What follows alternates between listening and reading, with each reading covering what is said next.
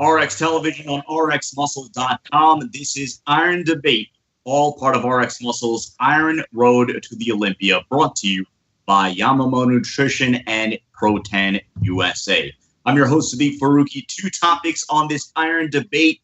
We are going to be introducing our special guest in just a moment. We're going to be talking Olympia. We're going to be talking about changes, potential changes in the bodybuilding world in light of two recent prominent deaths in Dallas McCarver and Rich Piana. Let's introduce the panel. First, we go to Cape Coral, Florida. Dave Palumbo. Dave, quick note, Hurricane Irma really threatening your area down there. What's your plan of keeping safe?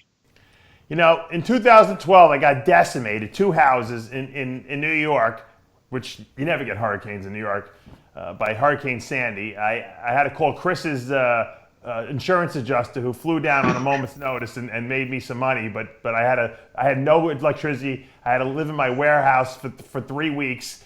I just got my quad reattached two weeks before that, and it was miserable. And I figured, all right, I'm going down to Florida now. I know they get hurricanes there, but yeah, you know, the weather's at least good. It's not going to snow or anything like that. And my first year in Florida, I haven't even made it a year yet, and the biggest hurricane in the history of the world is going to hit here. So I don't know what to do. I'm battening down the hatches. That's all we could do.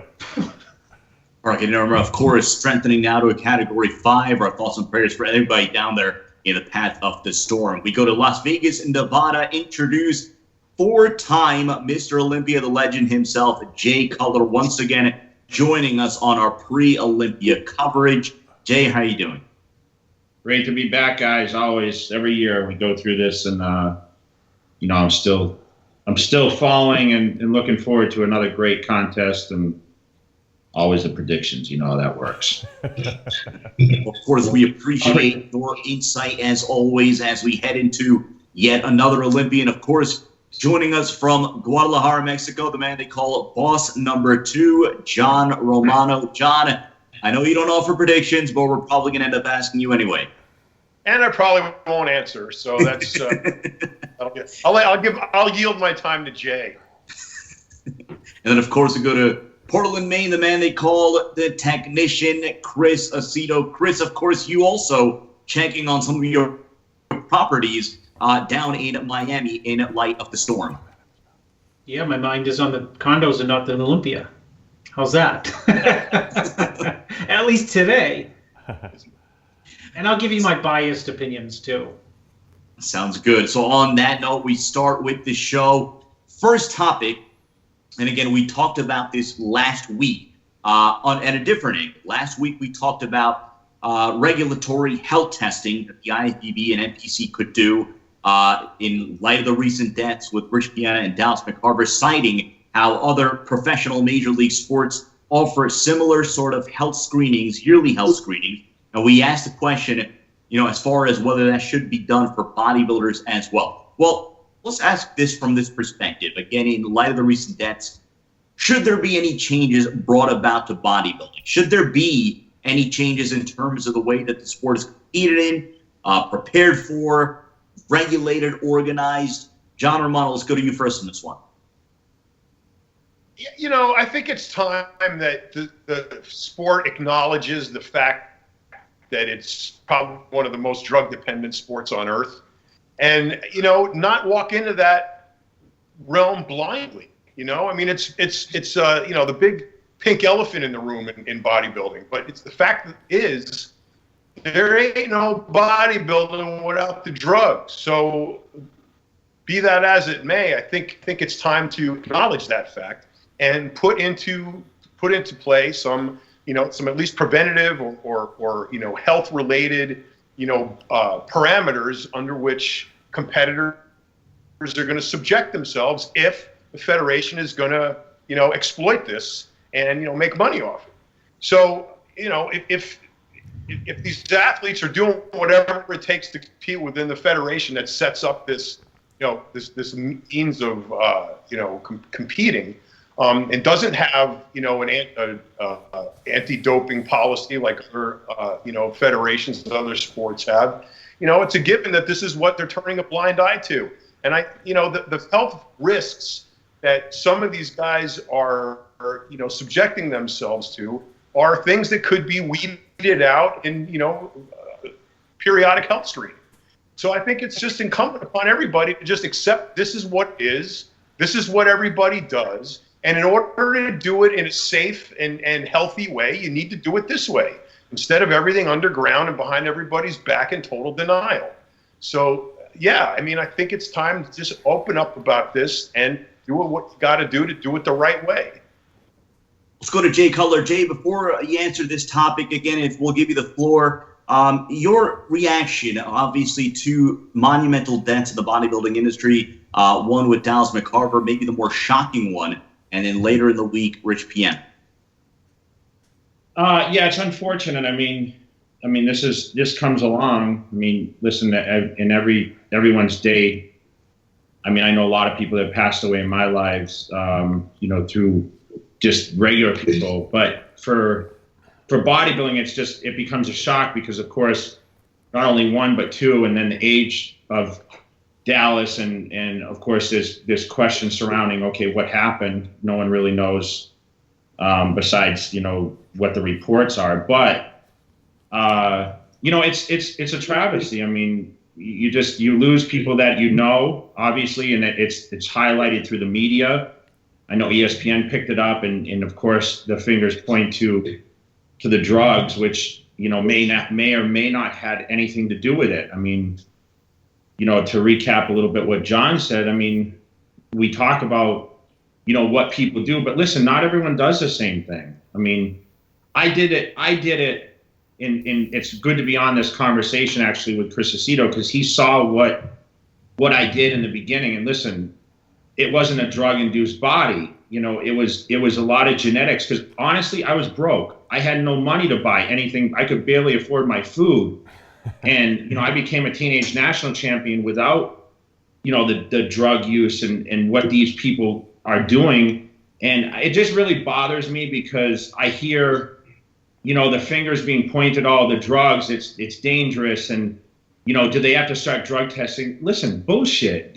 Listen, I did it for 20 years and I did it safely. I had a wife that was basically a doctor. I did my healthy checkups. It's the athlete's responsibility. It's not the organizations. People doing it should want to stay healthy. They should, if they're putting stuff in their body, they should know what they're putting in their body.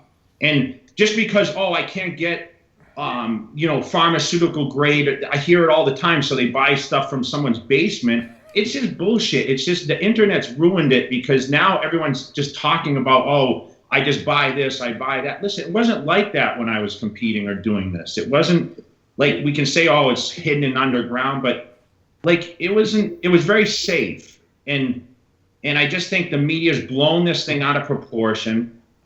Kids nowadays look at someone like me who won Mr. Olympias and think, he must have taken the most juice, and it's bullshit. It really bothers me, and I can't step up and defend myself because people, he's just lying or whatever. So I just I stay in the background, and I look every day at what I've achieved, and I just try to really promote the positive sides of the health and the fitness aspect. I mean, I love to train. I love to look at. I mean, I'm still training. I'm still doing what I love to do, staying on a great diet, and I'm able to maintain, even at 44 years old, I mean, a great physique, and it's not a drug-induced physique.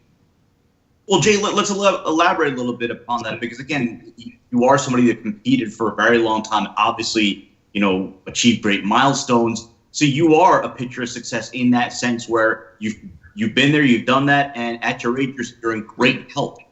Is there any changes that could be brought about, in your opinion, maybe not mandated, but any changes that could be brought about, maybe from the federation level, or just from the way that the sport is trained for, prepped for it, that could maybe bring about some healthy direction? I listen, I'm not going to sit there and tell the organization how to run it. It is what it is. But I want to say to all the athletes out there, wake the fuck up and do something, to watch your health. Don't do things that are risky like that. I mean, that's all I can really say is it's up to the athletes. I mean, in the end, they're the ones that are going through the training, and we don't know what they're doing on a daily basis. I mean, we can assume, but we can't sit there and point fingers. People didn't live with me when I was training for Olympias, and Chris, he helped me with all my diet and preparation every day, and it I mean, we never talked about drugs ever. Like, it wasn't even like the diet didn't say, oh, we'll take this, that wasn't even a topic of conversation. It's crazy. Like, there was no drug regimen. So when I hear about, oh, well, so-and-so put drugs, their drug protocol, like, I never had one like that. It was mainly the diet and the cardio and the training and speed it up or slow it down and don't overdo it. I mean, he can elaborate more on it, but I mean, that's really what it came down to. But I think it's more, I mean, the athletes need to pay attention. It's not up to the organization. I mean, listen, we've been in bodybuilding for how many years? I mean, Arnold's age era, Lee Haney's, Dorian Yates, we had Mohammed Benaziza dying from diuretics. They started testing for that. That the truth is no one's died from taking steroids. I mean, that's really what it's come down to. It was the diuretics that were unsafe. And listen, they tested for a while, then they stopped because listen, there's always ways around the testing, just like in other professional sports. But they had that wake of the death. They got scared a little bit. They tested, but look where that went. I mean, it never really lasted because the guys are going to do it anyway. Chris Aceto, let's go to you on this one. Any changes in your opinion that could or should be brought about? Well, I don't know if it's the organization's responsibility to legislate what people do with their bodies. I mean, they host the competitions, but what I can tell you, and I can agree with Jay, is, and I never talk about this stuff really, but I mean, 3 people come to mind immediately. Rugged looking physiques: Jay, Mike Francois, and Jose Raymond. What is or was, what they incorporated into their quote plan is miles and miles away from what people are doing today. And I know that because I know what people, those 3 do or have done. And I know what's typical today of people, and it's astounding, the gap. And then we talk about, why don't you see crazy physiques? I mean, you see big bodies, right? And you see, good Olympian physiques, and just, there's a lot of good people. I don't want to point fingers, but, Jay built a body with a lot of, a real foundational approach. It was mostly, like you said, diet, training. Same thing with Mike Francois. Jose Raymond was natural for 20 years, whatever he was, you know what I mean, before he got going. And there's this idea that you have to become a home chemistry set to be competitive in these shows, and that is, I tell people that, but I don't ram it down their throat because it's like the same perspective as Jay. People are like, oh, he's lying. What am I going to do? Tell you, okay, that you need to do X, Y, Z, up the yin yang to be able to get from point A to point Z. I mean, people do. The buck stops with the people. The people competing in the shows. The buck doesn't stop with the quote legislative body that hosts the competition. The NPC or the IPB. What are they going to go out there and sign up 90,000 competitors who they have competing in these shows and put them through a health screening? 3/4 of those who, if they were to be screened, would try to blow by it with some bogus way to beat whatever screening that they're trying to screen them for, which would be the benefit for them anyway. So it's beating a dead horse. I understand John's point. The pink elephant in the room is steroids. And Dave, how I feel about ESPN sniffing around the edges when some tragedy hits bodybuilding. They got no desire to promote anything positive in bodybuilding. We could be sitting here and Jake could be saying, I'm 94 years old. This is the exact way I look like I did when I'm 44. They're like, oh, we don't care. Yeah, but I'm still, in great shape, and I'm 94. They're like, who cares? Someone could, 32-year-old could have a heart attack in the gym under 400-pound squats, and they'd say steroids. Meanwhile, right? We have to make believe that other sports that there's no drugs, that there's no steroids involved, and that is living, on cloud 50. So it's I'm in agreement with the idea that. It's hard to put teeth into reforming the sport. That said, if I knew the definitive answer, I'd say it. But it's a tough topic to address, and I think it's got to be fleshed out over time. And I think there's time to think about it. Not, two people died, which is, it's a tragedy. It's a tragedy. It's a tragedy for the families and their and their friends mostly. The people who really know these people. But to react rather than think it through and respond, I think is a mistake. So it's hard for me to. I feel like I'm reacting rather than thinking it really through and responding to what might be the best approach, if any approach at all. Dave, let's go to you again. This topic, we touched on it last week in terms of health screenings on last week's Iron Debate. In your opinion, should there be or could there be any changes for the sport going forward? Yeah, I think Jay hit it on the nose. You can't drug test because there's always ways to beat the test, and they don't. It's always chaos backstage. So when they take urine samples, nothing ever is done the right way. So that's not the answer. The answer is that people are going to use drugs. That's what the sport's about, and there's a responsible and irresponsible way, and their only way to really tell if people are doing things irresponsibly is to health screen them. Because then we can see if they're actually, because some people could take 10 anadrols a day and they don't have any negative ramifications, and other people could take a half an anadrol a day and they can have their liver could be ready to be replaced. So you got to do health screening, and I believe that with the amount of competitors that are competing nowadays, with the price of application fees, I think that they should earmark a certain amount of every application fee, whether it be $10, and put it into a pot.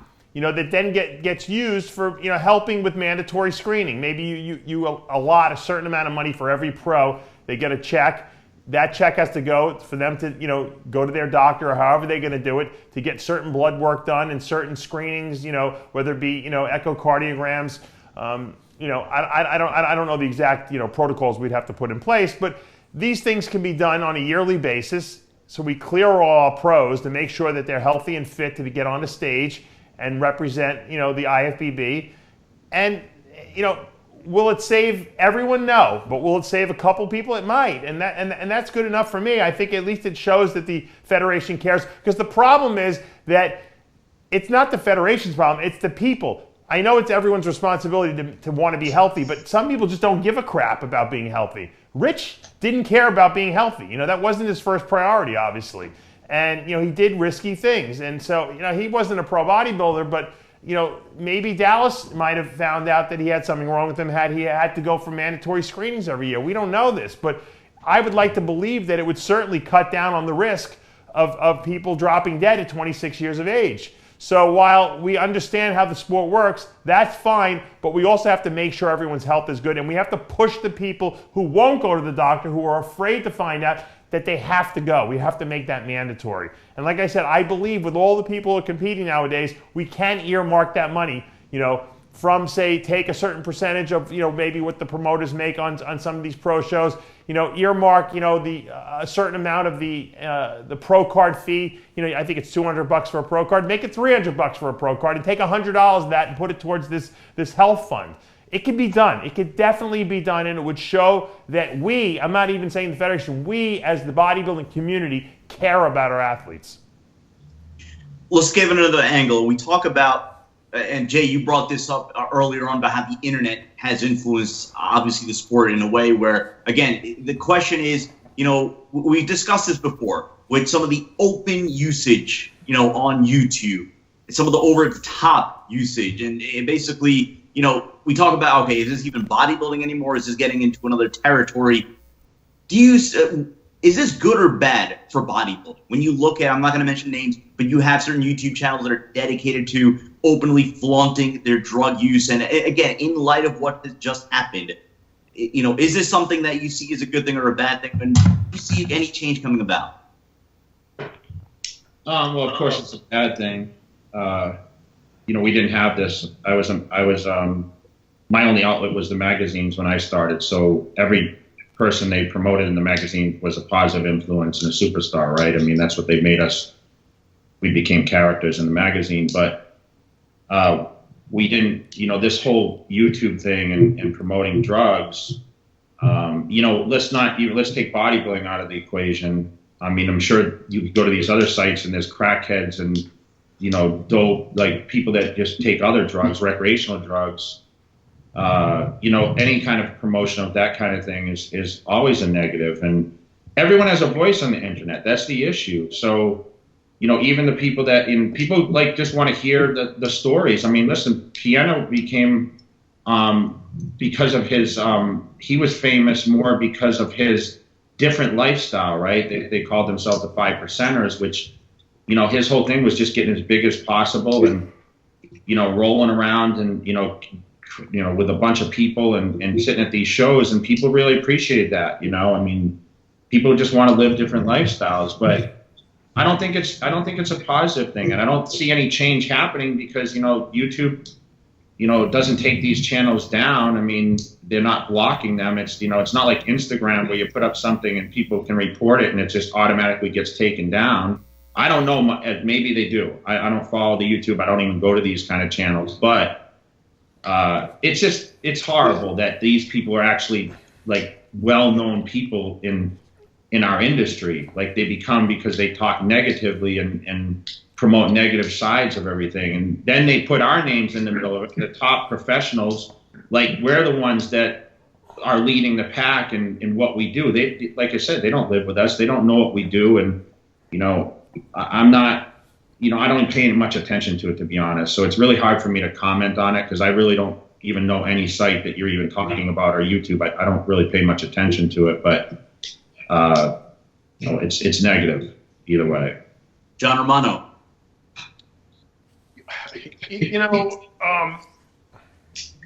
When I first started learning about steroids back in the early 80s, I learned about them with a certain reverence, and they were something to respect, that they were powerful hormones capable of doing, a great many things. And a lot of guys used them under good guidance, and, at that time there was still a lot of, fact finding still to go on and things that were yet to be discovered. But it was always careful, it was always measured, it was always, not with the exception of a few ticks at Gold's Gym, it wasn't reckless. And I find the YouTube the YouTube cowboys out there are just absolutely reckless, and they sort of minimize the potential that these drugs have and sort of make a mockery of them. And I'll just bang 5 cc's at this side and 10 cc's over here, and up the dose, bro, and stupid shit like that. That's has no bearing whatsoever on a smart, sane approach to performance enhancement, which is what these drugs should be being used for. Not clown mechanisms or accoutrement to a circus. This is like ridiculous that it would get to a point where it would be cool and funny and it would get a lot of likes if I started jabbing giant syringes full of juice into my pec. So I just think that that's gone so far into another realm where it doesn't belong, that it attracts negative attention. It attracts the eyeballs of cops and the Fed investigators and parent groups and congressmen and people who want to make a solution to discover a problem that needs a solution that they just happen to have. And that'll, translate into more regulations and more laws and more mandates and more bullshit that we have to go through that makes America more sticky to live in when you want to just do what you want to do. So the fact that these guys use social media, they're fishing for likes. That's what they care about. They don't care how they get them. So if they devise a formula where they can hang from, a rope by their neck and inject iodine between their toes with an eyedropper, and it's going to give them more likes than, doing a shot of GH in their forearm, then they'll do that. They're just idiots looking for points, and it's just created a thorn in the side of the legitimate uses that a lot of us use this stuff for. Chris? I just think we're living in an era in life in general of no boundaries. So,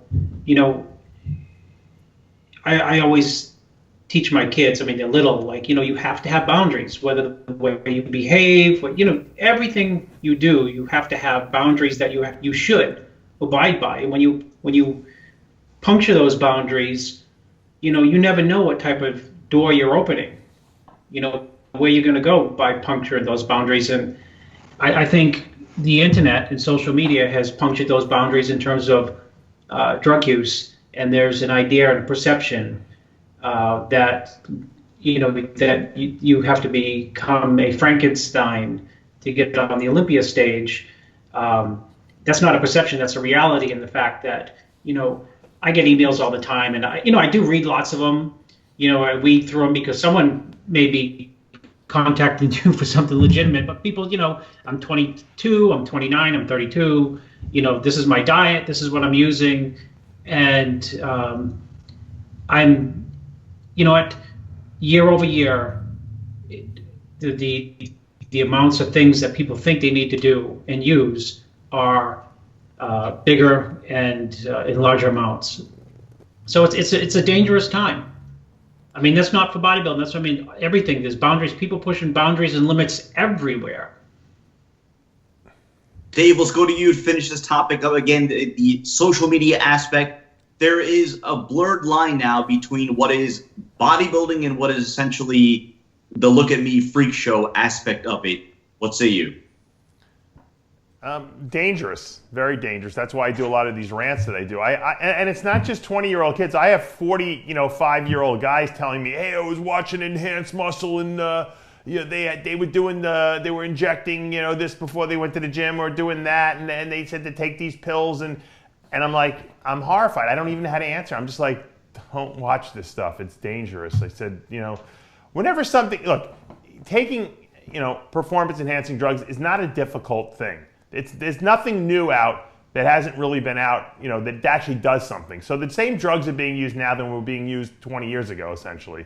I used IGF-1, in 1995. So there's no new drugs out there, yet people are trying to create these wacky, off-the-wall protocols to make people think that they know something that everyone else doesn't, which is so irresponsible. The problem is now, back in like Jay said, back in the 90s and the early 2000s, there was no internet really to do this on, so no one knew about these nut cases. They only knew about the responsible people who did things, because that's who people talked about. And you went to the responsible people because you wanted to know how to do things correctly. Nowadays, every clown who has a webcam and a phone can do a video and can say whatever they want. And most of these people have no science background. They have not all they are, as John said, is crazy enough to do the stuff that they do because they want to get likes and subscribers to their channel. And the problem is that people are very gullible. They believe these people because people love to believe the sensationalistic stuff out there. They don't want to know that it's easy, that it's very simple, that there's no magic behind what's being done. They want to believe that there is a special way to do it, a kooky way to do it. Have to take 400 shots a day to get the job done. And that's what Jay's doing. That's what Phil's. They want to believe that. And that's the irresponsibility that's being promoted. And unfortunately, there's nothing we can do about it because, the internet is an open field of everyone just competing in this no boundary arena.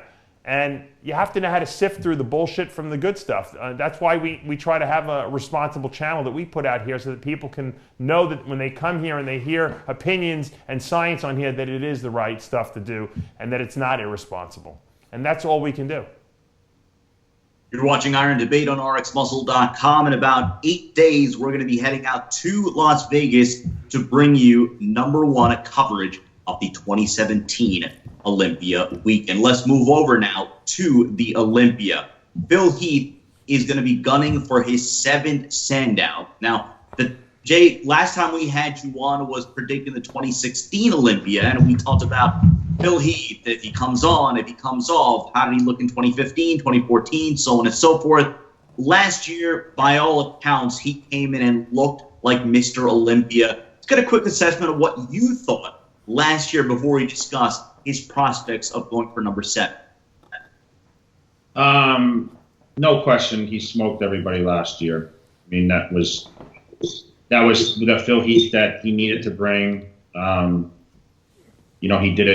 did it winning fashion. That was probably, one of the most dominant victories he had, probably the most, I think, because he was full, he was round, he was just really rugged looking, and he no questionably won that competition.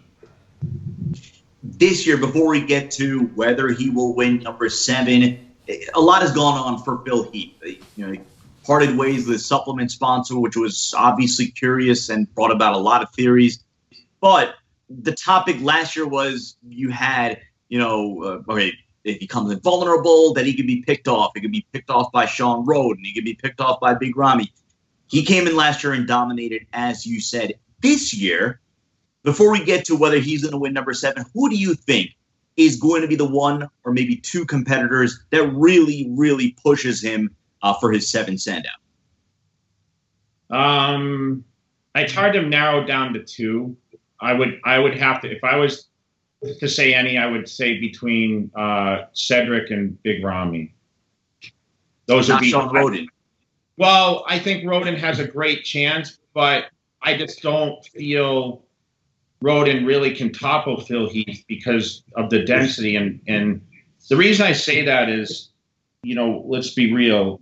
Phil has all the tools. We talk about it, all the time with the symmetry and the proportions around muscle bellies. But the difference between Phil Heath is he has the formula, and he's had a great off season. He didn't travel much, which left him at home to be able to train, and he has that formula, and he knows that these guys are training harder. But there's that age factor that Phil Heath's still one of the younger guys in that lineup that he's in his prime. I know because I've been there, and I really think he's at the best of his career. We still haven't seen the best of Phil Heath, to be honest.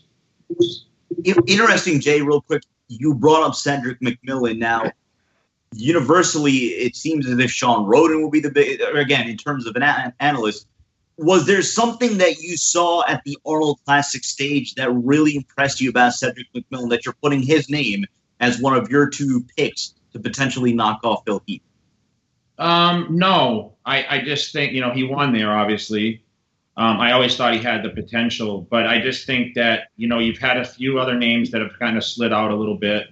The thing with Cedric is he's very dominant when he stands there, and he's getting the tools now. He's starting to, I think, get a better formula, and putting him in a winner's circle, I think, puts him in a different mindset. I don't know him on a personal level like that. Maybe Chris can rectify a little bit better, but I think Cedric, he's just got a great flow to his physique. It's very comparable to Phil's in a bigger stature, although Phil has more of the finer details. If Cedric comes in like he can really challenge anyone, and he will challenge Phil Heath. I mean, if he stood next to Phil Heath, there are a lot of people, no matter what Phil looks like, will still think that everyone's opinions in bodybuilding. I mean, there's a reason there's several judges, not just one. Because it's an opinion type sport. And I think, Cedric has that type of body. Just like Big Ramy, people from 10 rows back and the people from 20 rows are going to see 2 different shows, but, he has a dominant physique. But Cedric won the Arnold. He's got momentum. He's got definitely a more positive outlook leading into this than he probably did last year. And, I just feel like he could be one of the challenge, but not to leave out, Dexter and Sean Roden. Those 2 guys are definitely contenders. But, Sean had 2 years where he was kind of like right there against Phil, and he couldn't knock him out. And that's the problem is, he fell back a little bit. He was 2nd last year, right? The year prior, he was 3rd, right? So I think, leading into the show, I'm going to say it because it's just, I just don't get it. These guys are like just hidden. Like, I don't see anyone. I don't see what anyone looks like. I mean, Chris, but it blows my mind like that these guys just hide away and they cover up and they just like don't show any presence. It makes 0 sense to me with the availability of the internet and what we do. I know Phil's doing some stuff, but he's kind of doing it in a lockdown media channel, and we already know what he's going to bring. But there's a lot of question marks with these other guys, and I think that will be. I mean, it's still going to be your top guys. I think this guy Josh is going to crack the top 6. I think he's going to surprise some people. But you're looking still. Phil Heath. I mean, he's gonna run with this thing as far as I'm concerned. I mean, I'm not even. I'll just make the statement. It's not even a prediction. I mean, just mail Phil Heath the check at this point. Well, Jay, one more thing, because you did mention 2 things when you were talking about Cedric, and I wanted to follow up. One, you said that he's tasted the winner's circle in that big show. Between that and saying that there is momentum, do you value that momentum, winning that kind of a big show, riding into the Olympia? Of course, man. You know what? I'm not speaking by opinion or just like what an outlook is. I did it. I ran with it. I was an Arnold Classic champion 3 years in a row. Finally, I tossed that championship away to solely win the Mr. Olympia, and it took me not the first time, but the second time walking away from the Arnold to actually knock through and win my first Olympia against Ramy. And I know it boosted my confidence a lot. I knew I was a high contender for the Olympia, and we saw Cedric, I think, better than he had been. He's getting progressively better. He's like I said, he's in that Phil Heath prime era. And Chris, you can elaborate more on it, but I think this he's dangerous, man. When he gets in shape, and he comes with the physique he has, he's got a lot of tools. And he's got a lot of tools from the front and the back side, whatever it is, the comparisons. Remember, half the show is won by the quarter turns. So, these quarter turns matter a lot, and he's big in the quarter turns. Chris, go to you on that one. What do you think? Biggest competitors to Phil's reign? Well, just to, reflect on what Jay said and add to about Cedric is you could argue a couple things in Cedric's favor. One, if he gets by Rolly. 2, if he gets by Ramy, Phil could be in trouble to some degree, because Jay said it, Roden has been there twice. 2015, I thought absolutely Sean won the prejudging. One day later, I just watched the show and I'm like, Phil. You know what I mean? Phil was too. In other words, Phil came back and Sean wasn't able to put him away. And of course, last year, Phil showed who he really is by bringing, I thought, his best, dense package that he's had to date. So going back to Cedric, the interesting thing simply, if Cedric, who's not been in many Olympias, he's been in 2. If Cedric has the ability to stand right next to Phil, I think you're going to see a lot of, whether it be true or not, you're going to see a lot of people say Cedric is beating Phil just because they've never seen him stand next to him, just because the height differential, just because it's a tall man versus a short man. So I think that plays to some degree in the underdog, excitement of Cedric. So, I do know for sure that Cedric absolutely looks better now than he did running into the Arnold. He's very big. He's very tall. Those are attributes that are hard to dismiss. His back double looks, his back double is definitely better than it's been. So, it's, that's where Phil wins, right? On the back double. Solidly good night. So I think Cedric would be a dark horse, but a real dark horse, not just, this talked about dark horse. Ramy has a dominant physique. I agree. Anything can happen with Ramy. So Ramy could win the show, but at the same time, it's this odd, Jay can elaborate more. You get back to this Dexter, Heath, Roden, glute, hamstring, small waist, looks small, pumping up, wacky front double biceps that look like something on stage. And then you got Phil. So it's those guys are bunched up. So they look alike. So you either go with those placings or just Ramy leapfrogs them all.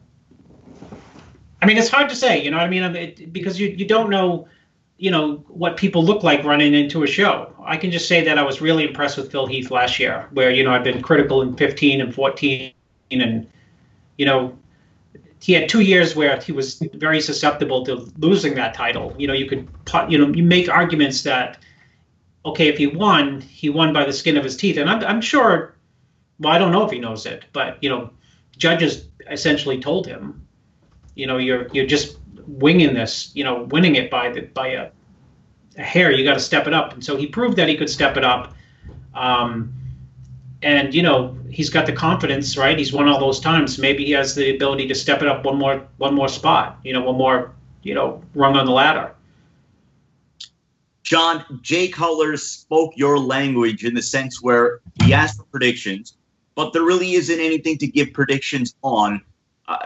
Based off what you've seen maybe in the last year or so, maybe what you saw at last year's Olympia, who do you think will be the biggest threat to Phil Heath's reign at the Olympia? Well, I think you can look at it in an abstract sort of way. At least I do. If you go from the last couple of years of Dorian through Ronnie and Jay, and those were big, giant, huge, ripped Mr. Olympias, and there was no talk when Ronnie or Dorian or Jay were Mr. Olympia about flowing lines and this airy fairy kind of description of the poetic aesthetics of physique competition. It was more hardcore, blood and guts, and it was like we were looking at big, huge, ripped dudes, which is the freaky nature of pro bodybuilding, which is what we like to see, at least some of us anyway. So in that vein, I think Big Ramy is my pick to sort of get us back on track, move us away from this, kind of more flowing type of Mr. Olympia, and let them compete in, men's physique, classic physique, or, whatever. I think the Mr. Olympia should be the biggest, baddest dude on the block. And that, as far as anybody's concerned, coming up this year is Big Ramy. And I would like to see him win the Mr. Olympia and continue the lineage of the big, giant, ripped, big-ass bodybuilder, to be Mr. Olympia. Dave Palumbo, where do you stand on this? Jay made a very wise statement when he said, just send Phil the check.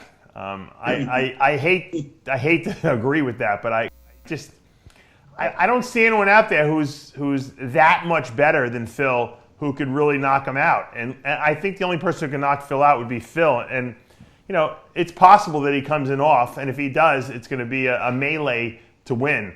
And it always seems like when the Mr. Olympia comes off, Dexter Jackson's always just waiting there in the wings. So, don't be surprised if Dexter comes home as Mr. Olympia. Everyone's leaving him out of the equation, but he's the most dangerous. Look what happened when Jay came in a little off. Dexter grabbed that 2008 Olympia. So, I don't know. I guess in my as a fan, I want to see Big Ramy really come in at his best and really realize his potential and just freak everyone out. Because let's face it, Big Ramy's the only guy who's got the tool set, of a Mr. Olympia, that freaky, huge, round muscle. The only thing he's been missing has been the insane inside-out conditioning that we're waiting from him. And I don't know if he could ever bring it. I don't know if he's got the mindset to bring it on the right day. But if he does, I think he'll probably win the Mr. Olympia for the next 10 years, because he's just got wow. He's got wow that no one else seems to have in the lineup. Obviously, aesthetics and muscle beauty would definitely go to Cedric.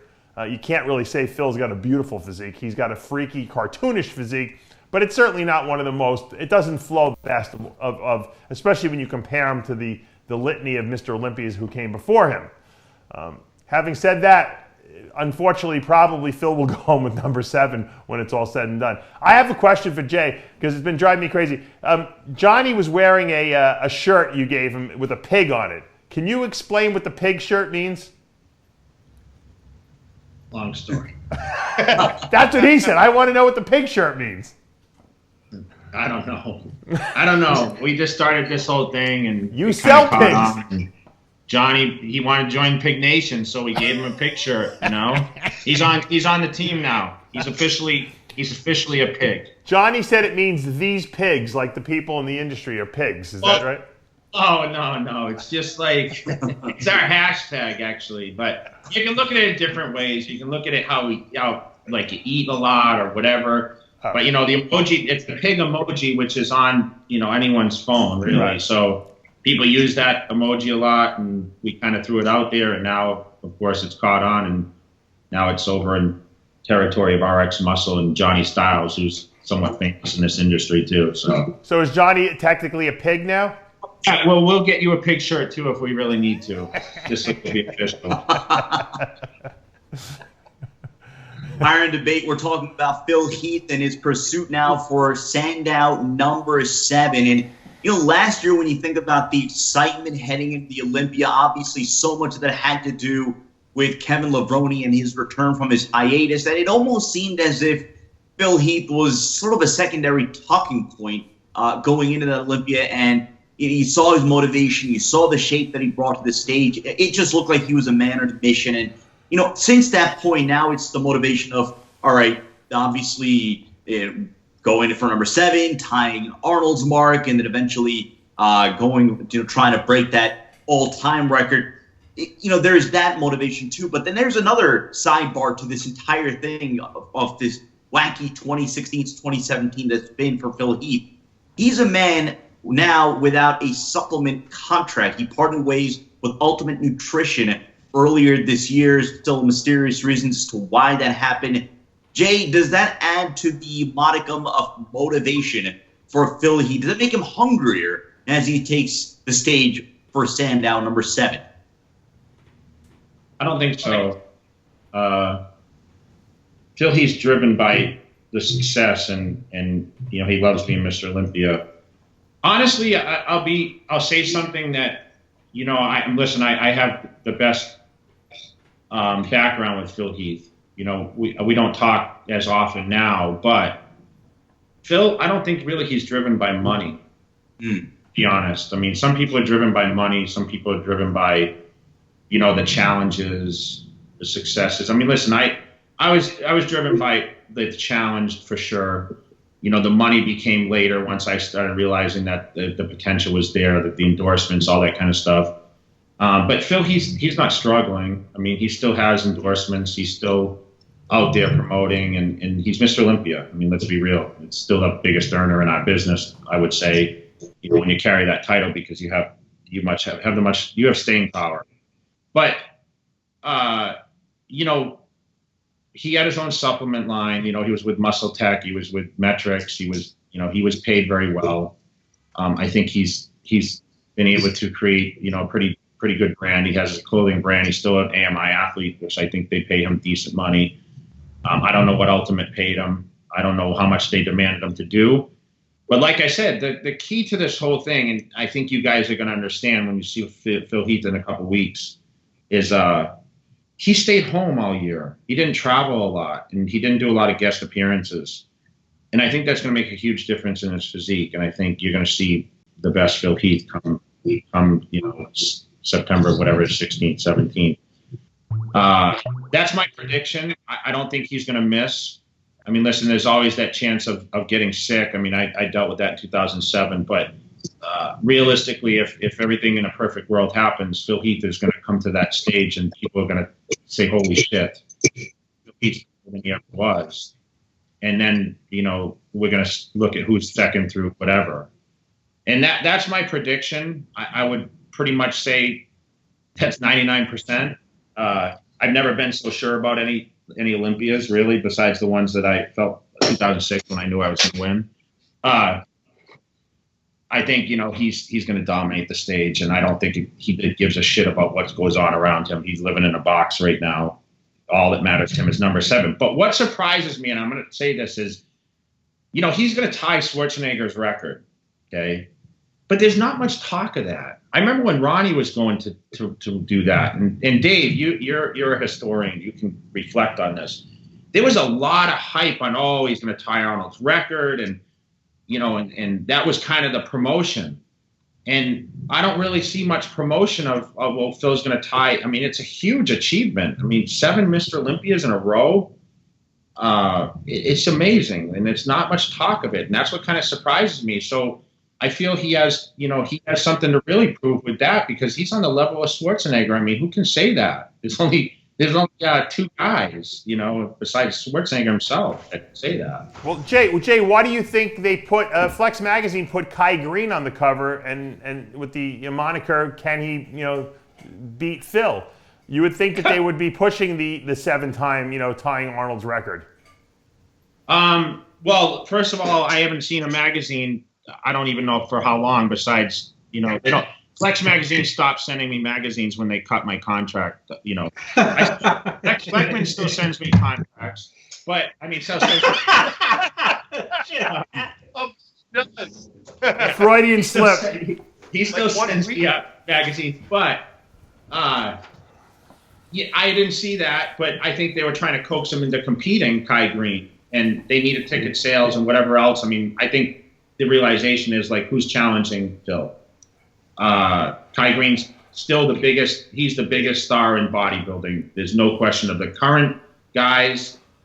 He's still the biggest star out there, and still, I mean, that's what they're looking at, and he's gonna definitely, that would be a challenge. I mean, they kind of built up this whole thing like Phil, Kai, and then Kai bailed, and now it's like Phil standing up there by himself with no real consistent challenger. I mean, you could sit there and say Sean Roden, but it's really strange. They don't really compare those two consistently. I don't know. It's really not as much of a great comparison as the Kai Phil battles, and of course they had the movie and the other things going on, which really helped them a lot with the challenging.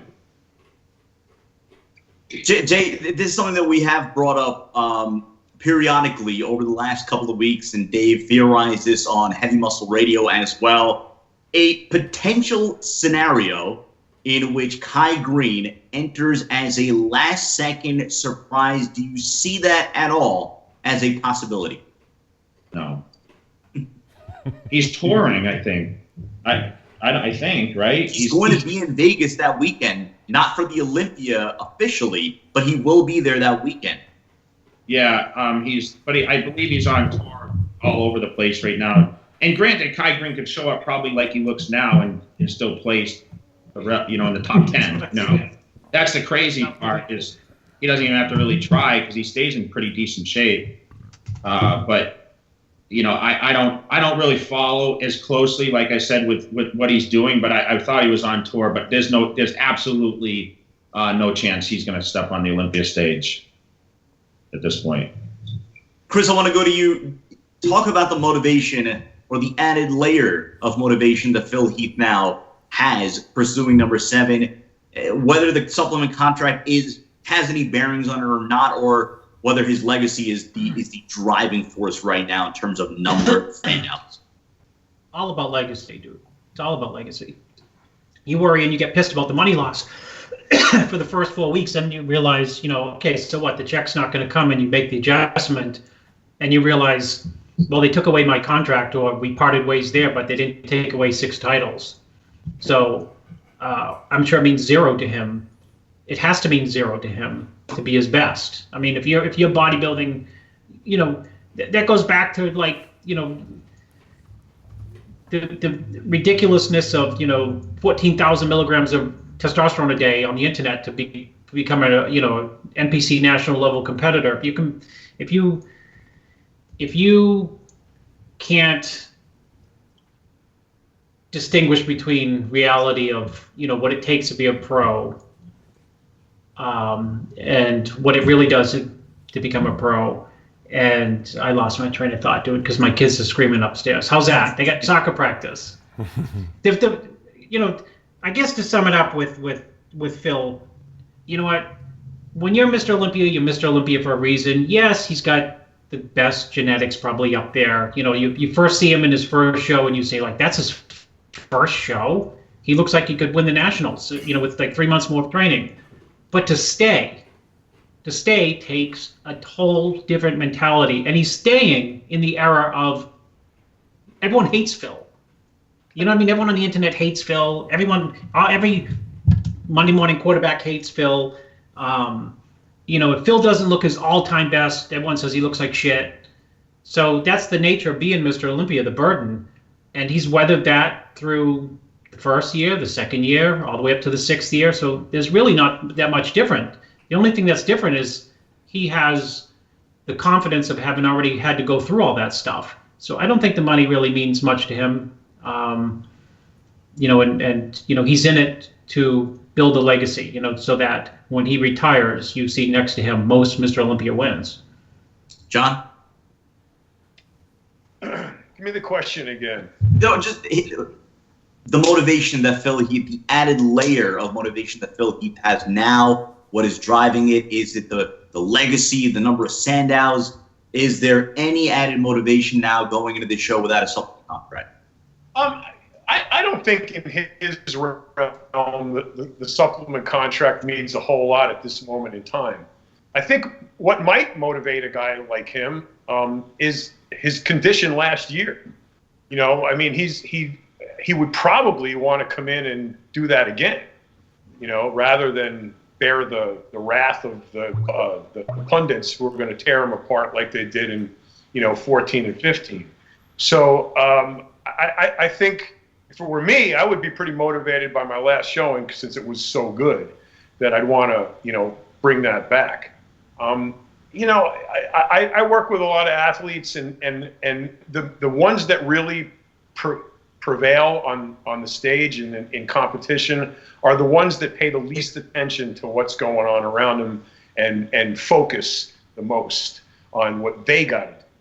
And that's the nature of competition. You focus on you and bring the best you there is to whatever you're competing in, and let the games decide who's the best. You can go into that worrying about who's doing what, or who's saying what, or who hates me, or who's wishing bad on me, or what. Phil Heath is going to tie Arnold's record right now. I think as a bodybuilder, as a guy who's followed the sport, I think that would be a pretty amazing accomplishment, as Jay said. And I would be focused on that. I think the motivation to tie Arnold's record, to maintain my dominance, to be as good as I was last year, since last year was so good. I think those are all very motivating factors for a guy coming in gunning for number 7. Dave, final word. Well, for a guy without a supplement contract, who I'm sure lost a bunch of money when he lost the supplement contract, winning number 7 is a big deal because it's $400,000 in his pocket. So if Phil wins, he's not going to be worried about the money. He won $400,000 the last 2 years. I'm sure he's doing very well. Even after taxes, that's still a lot of money. So like Jay said, I don't think necessarily Phil is motivated by money. He's not like one of these guys who brags about the stuff he's got or anything like that. I think he just really likes bodybuilding, and I think at this point, like we all seem to agree, it is about his legacy. So winning 7 will kind of financially make him very stable for at least the next year or so, until number 8 comes up, and that's all the motivation he needs right now. So being home, being able to train, not traveling all over the place, with a supplement sponsor might make him a better bodybuilder, like Jay suggested. So I think we'll probably see the best Phil. That doesn't mean he won't be beaten. It just means that we're going to see the best Phil this year, and that's exciting from a fan's perspective. All right, before we go, Jay Cutler, you have Phil Heath winning his 7th straight Sandow. Let's round out the top 4. Jay Cutler's top 4 at this year's Olympia. No particular. Phil Heath, wanted to say Kai Green. How's that? Sean Roden, Big Ramy, Felon. I hate to do that to Dexter because Dexter's going to be pissed and prove me wrong. Dave says now Dexter's going to end up 2nd or 1st or whatever, and I'm going to look bad. But I'm going to say those guys, but I'm going to say that dark horses. I hate to leave out Dexter Jackson, but I just have to go with I expect Ramy to move up. What was he, 4th last year? Yeah. Yeah. Or 5th? 4th. Where was Dexter last year? Third. Yeah, I think Ramy, he has to be better this year. He has to. I mean, this is. I just say this is if Ramy can't get it together this year, it's just going to be like, I'm never going to predict him in the top 4 again. Jay, it's funny you say that, because a couple of shows ago we asked that exact question. That, look, people will always come out to see Big Ramy. People will always follow Big Ramy, but is there some added weight of expectations for him to deliver this year at the Olympia stage? That's because he's so much bigger than everyone else. It's like, this guy is just so far ahead of everyone in muscularity, and he has the proportions, and he's been hyped for so long. I mean, it's like the Fedorov. Remember the Fedorov effect? Remember when he was like, oh, this guy's coming, and then, of course, it just never came about. Well, the thing is Ramy came, and he's been kind of lingering there, and people are just like, we're waiting for him to hit it, And then he's been on and off, and then you hear the chaos of him switching coaches, and not whatever happens. I don't even know what goes on. The guy lives in a place that's now becoming like the new mecca of where athletes train. These guys are flying over and train. There's just so much hype around him, and that hype burns out after a while if it doesn't escalate to anything great. And that's the problem. Is it's not his fault, but his people around him and the industry has created such a big hype around Big Ramy that it's like we're like waiting for the suspense of him to actually peak and become his all-time best. And he's just kind of, unfortunately, and he's just kind of like, just trying to put it together. But he's got so many people around him probably trying to influence that success that it's like, okay, let's just get this thing, let's get it done. Let's knock this shit out, And I'd expect him to come. He has to come this year, like, on point. He has to. I mean, look how it was Saturday night last year. Everyone thought that he won the show. I mean, if he came like that Friday, I mean, we would have saw a whole different outcome. I mean, he would have been second all day, I think, all day long, right? Yep. So there you go. That's my thoughts. Jay, as always, we appreciate your pre-Olympia insight. Third year in a row, you've helped us predict the Olympia. Appreciate you coming on as always. Surely we'll be talking to you after the Olympia. Chris Aceto, John Romano, Dave Palumbo, and our producer, Johnny Styles, doing an excellent job as always. We have a lot more to come on the Iron Road to the Olympia, more Iron debate, versus our virtual preview showdowns, as well as our live with Road to the Olympia interviews. Till next time, I'm Sadiq Faruqi, RXMuscle.com.